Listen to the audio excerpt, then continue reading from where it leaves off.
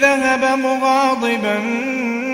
فظن أن لن نقدر عليه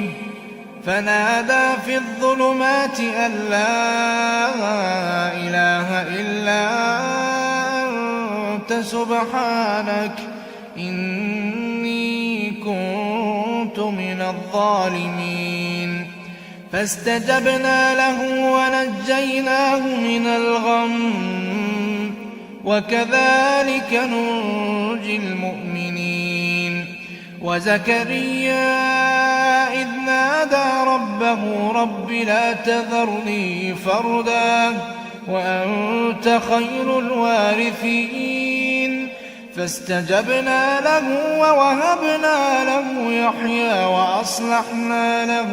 زوجه إنهم كانوا يسارعون في الخيرات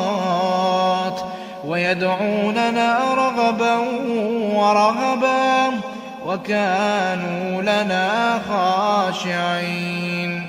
والتي أحصنت فرجها فنفخنا فيها من روحنا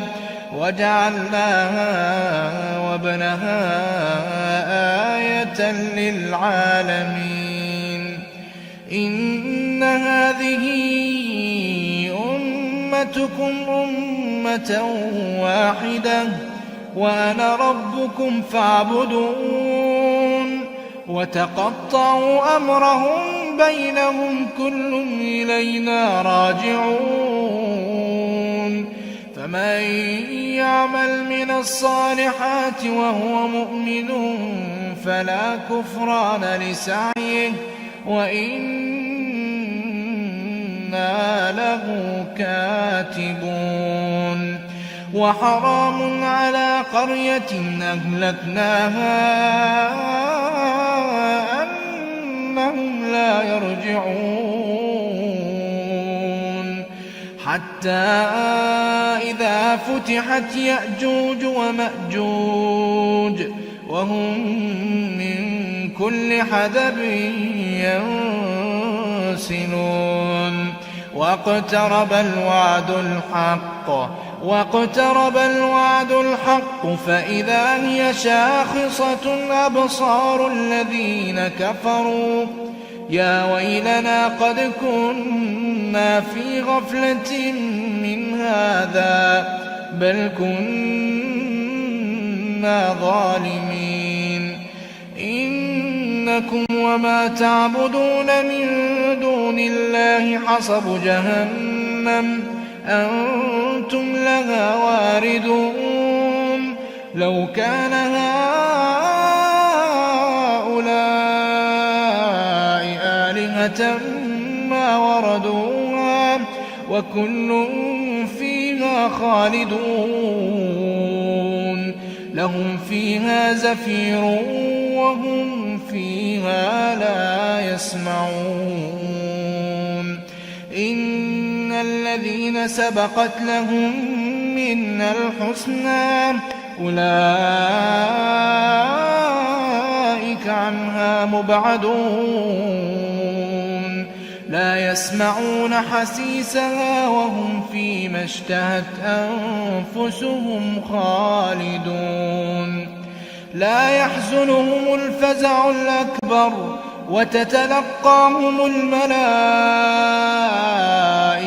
هذا يومكم الذي كنتم توعدون يوم نطوي السماء كطي السجل للكتب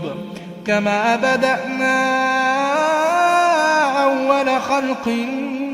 نعيده وعدا علينا إنا كنا فاعلين ولقد كتبنا في الزبور من بعد الذكر أن الأرض يرثها عبادي الصالحون إن في هذا لبلاغا لقوم عابدين وما أرسلناك إلا رحمة للعالمين قل إنما يوحى إلي أنما إلهكم إله واحد فهل أنتم مسلمون فإن تولوا فقل آذنتكم على سواء وإن أدري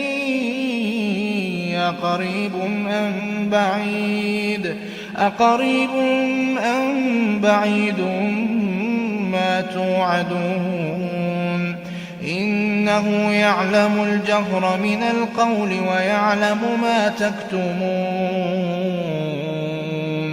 وإن أدري لعله فتنة لكم ومتاع إلى حين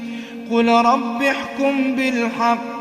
وربنا الرحمن المستعان على ما تصفون.